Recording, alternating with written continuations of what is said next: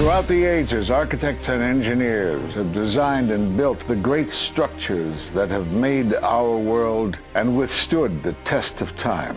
Hi, I'm Ed Asner. Welcome to Architects and Engineers. Let's look now at modern steel frame buildings. This is the Empire State Building, a marvel of modern architecture. It was built to last. Architects and engineers of today use computers to design and engineer buildings that will endure the forces of nature, such as earthquakes, fires, and hurricanes. This modern skyscraper was also built to last.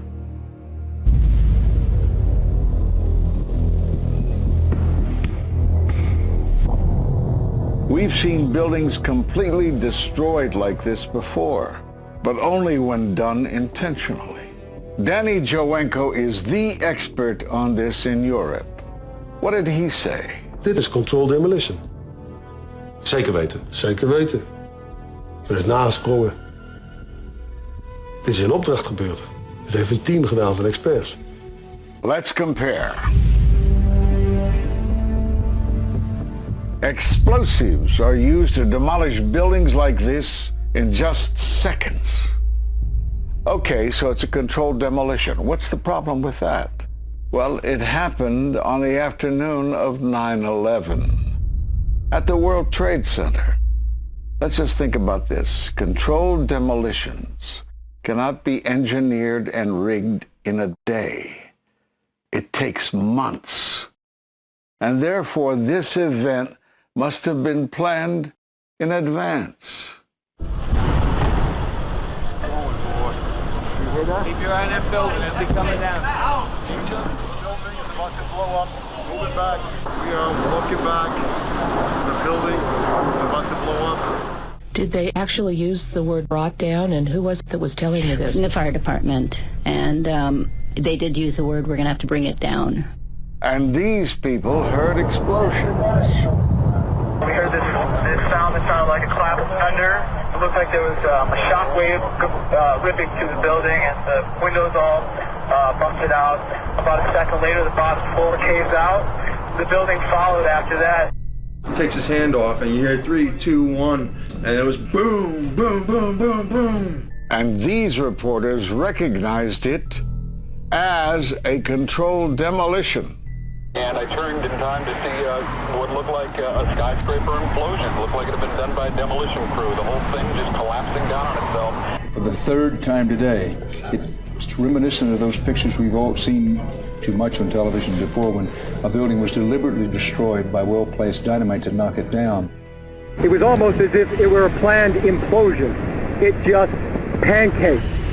So what's the problem if this was a planned demolition?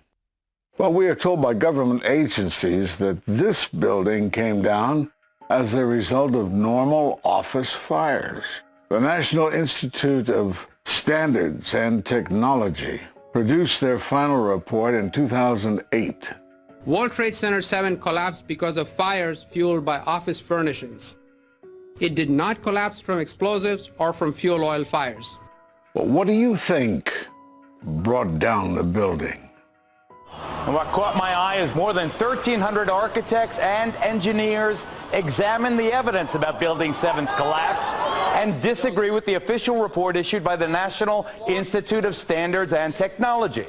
I certainly am much more open-minded about it than I was, and it is because of the involvement of the 9/11 families and all these engineers and architects.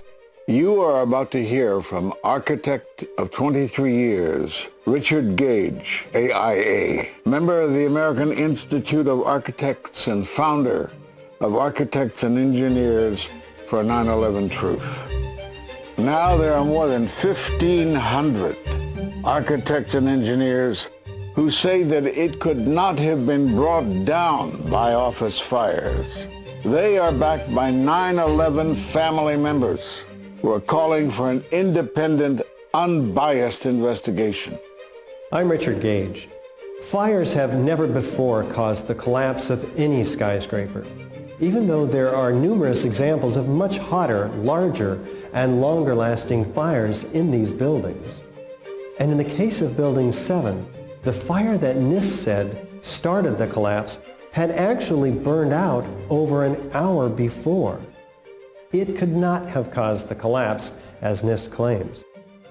Yet this 47-story, modern steel-framed skyscraper, which was not hit by an airplane, collapses mostly into its own footprint like a house of cards, as fast as a bowling ball falling off the side of the building, in just under 7 seconds.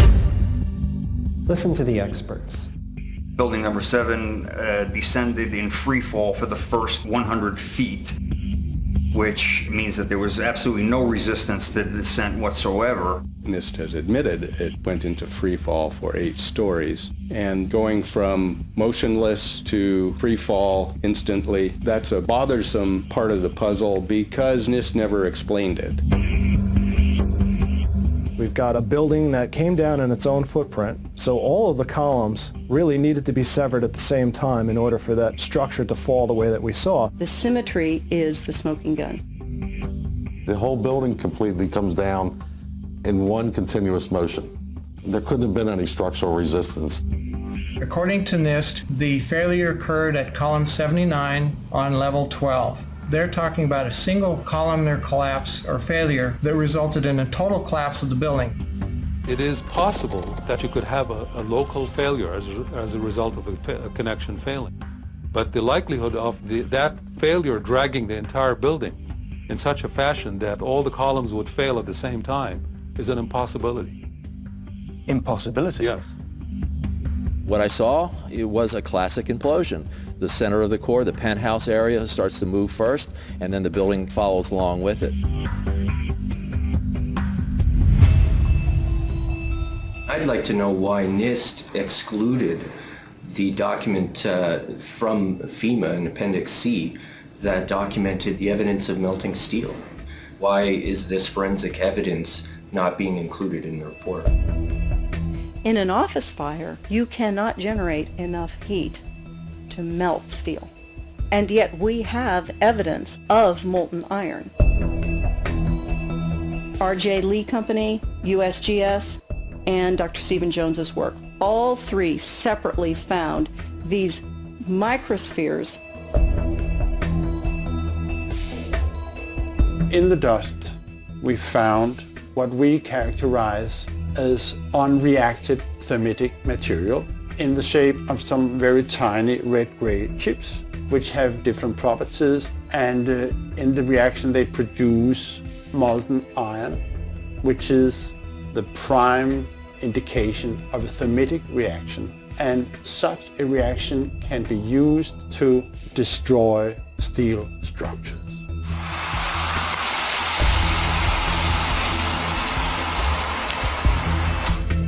What we have found is a modern version of thermite, which we call nanothermite. There were these iron microspheres present in all of the dust samples that needed to have been formed in extremely high temperatures. I've independently seen thermitic activity within 2 separate independent samples of World Trade Center dust. My contention, based on finding thermite residue in the dust, is that it happened before. It didn't happen after in the fires that ensued in the rubble pile afterwards. All the characteristics of the microspheres tell me that thermite was involved in melting those steel beams. So thermite, if it was present at the World Trade Center and created this molten metal that so many witnesses and photographic evidence shows, would also explain the fact that the fires could not be put out at Ground Zero. The only thing that is consistent with all of the evidence that we have that could cause such a thing is the use of thermite to cut through the steel. You'd get down below and you'd see molten steel running down the channel rails. Like you're in a foundry. Yeah. Like lava. Like lava. From a volcano. Well, the manual gets into thermite, and if it says if you have melted steel or concrete, which we had on 9/11. We should test for it. This fused element of steel, molten steel and concrete and all of these things all fused by the heat into one single element. We're asking for an investigation that follows national standards. There's no excuse to not test for this. If terrorists used explosives in 93, why didn't we test for them? If all these witnesses heard explosions, why aren't we testing for them? NIST concedes that they found no evidence for explosives. So then we asked them, well, did you look?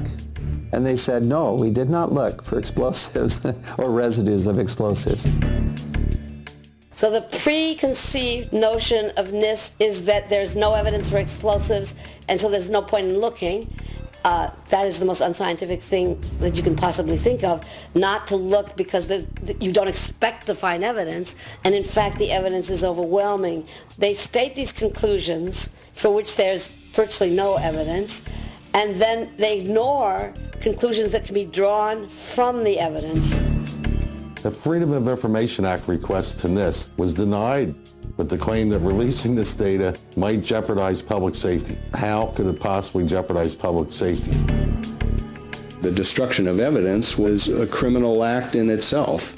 It was already being carted away and destroyed when the FEMA investigators got there about a month after September 11th. You can't do science when you are deprived of the evidence and when your hypothesis is the least valid instead of the most likely. When the most likely hypothesis in the case of Building 7 wasn't even mentioned. This is not science. The scientific forensic evidence, ignored by NIST, but carefully reviewed by teams of technical professionals, corroborates the hypothesis of explosive controlled demolition. We've traveled to 21 foreign countries and 32 American cities, bringing this evidence to the attention of the public. And we're backed by 9/11 family members and other concerned citizens who are calling for an independent, unbiased investigation. I'm a family member trying to find out the answers to the murder of 3,000 plus people. The bottom line is that it needs to be investigated properly. Please look at architects and engineers. People all around the world, scientists all around the world are questioning this. And there's some deep, deep explaining to do. It took some kind of consciousness raising on my part before I was willing to look at the possibilities. And really, you need to go where the evidence leads.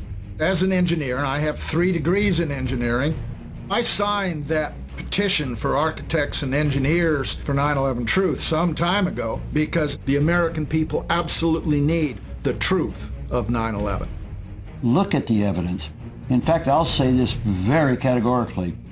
Any reasonable person who looks at the evidence that's been brought forward has got to come away with the feeling that something has to be done, a real investigation has to be put forward. We will never heal. This country will never, ever, ever forget that day. We have to demand a new investigation. I want justice here. The country owns this. We were all victims. You all should want answers. It's not just ours, not just mine. We all lost something that day. It's distressing for everyone to come to terms with this evidence. But we must pursue the truth wherever it leads. Look at the evidence and decide for yourself.